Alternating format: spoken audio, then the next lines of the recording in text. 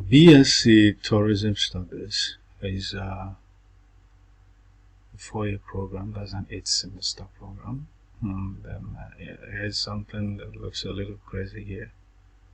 Unlike other courses, you are supposed to have a maximum of 24. Well, that's what it is. Usually, according to the rules, it's 24 units. You cannot register 28 units in one semester.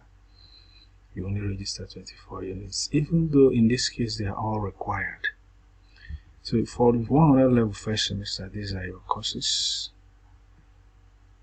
The credit units for each courses. So for this course, BOSS 105, you have 3 credit units, which means you are expected to take like 3 hours lecture on 3 straight hour lecture per lesson.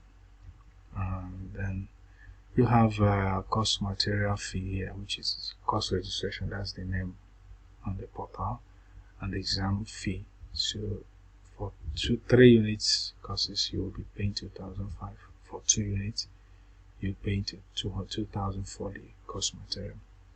So after paying for course registration, you also pay for exams. Exam is a flat fee of 1,400 credits. And then the total of course material and the exam fee is this. That's what we have here all through. So put them together, you'll be getting 38,000 for registration, and 36,000 is the compulsory fee for 100 level first semester students, newly admitted students from 100 level. That's what you pay. And from this 28, your portal may not allow you to register all of them at once, so you can only register 24 out of it, which means 2 courses may be moved to next semester, 100 level second semester, or even at 300 level. That's where you usually have free unused credit units. You may have like 16 units in a semester, or 18, or even 20. So you will have a good space to add it any other place anyway in future semesters. So GST 105 is for history, for programs, and not for science programs. So that's why it's here, because tourism is not a science program. So you'll be offering 105 in addition to others, and you will not be offering GST 203, because 203 is specifically for science programs as well. Anybody offering a science program must register 203 and pass it. Same with you, you must register 105 and pass it if you don't want to come back after you think you've graduated. So your fee, you assuming you are allowed to register all of these, is 74,000, but you will not. 74,000 anyway. So for the second semester, here's what happens. You still have the whole 24 units to register, so you cannot bring the last semester, the remaining ones, the outstanding ones, you cannot bring them here. You will be shifting it maybe to next semester, maybe 200 level or 300 level. You will see a space where you will definitely add those courses. So here you have 2, that's this yellow shaded courses are electives, which you might want to remove one and then add one from that first semester 100 level, or take all of them. Just register this 24, both of them if you want. And since you have 24 here, so sorry, 27 in total, and 24 is required, then it will be better to drop Pole 126, which has 3 units. You keep it aside and then register Mark 134, and then the rest. That will become 24. And you must pass all of them. If the portal allowed you to register the whole 27, that means if you fail Mark 134 or Pole 126, or Pole 126, you don't have to rewrite it. But if you fail both of them, you will have to rewrite one. At least one, you must pass one. That's how it works. Where you have a whole lot of compulsory courses and 2 or 3 electives, failing one will not stop you from graduating. So we go to 200 level first semester, and these are your courses. You can see that from here you have 19, which means extra 5 credits. So you can then go to that first semester 100 level, bring the outstanding courses and add them here. Then the direct entry students will have to include GST 107. It is the only GST, well, the only course required for a direct entry students to pick from 100 level. Pick from there and add it here. Then it will become 21 instead of 19 for those that started from 100 level.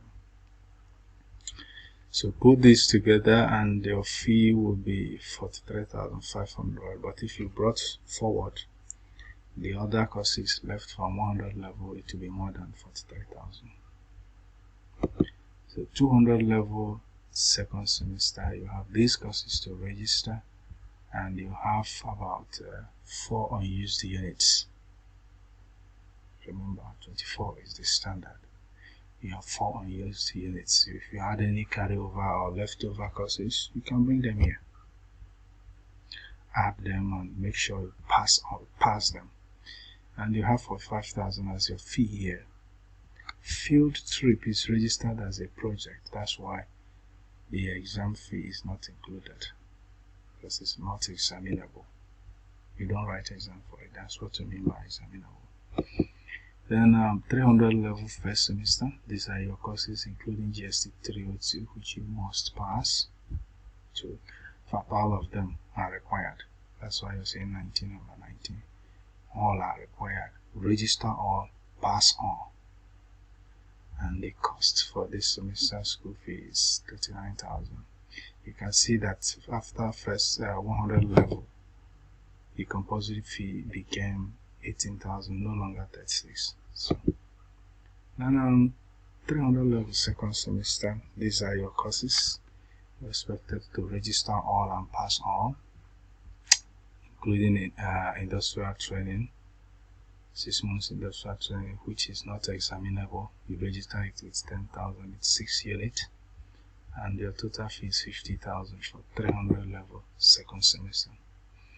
Then we go to 400 level first semester as your final year, and these are your courses, a total of 17 units, which means you are expected to pass all of them.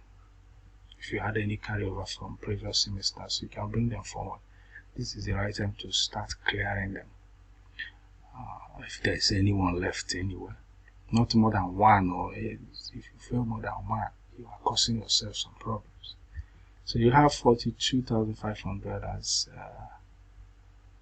your fee for 400 level first semester.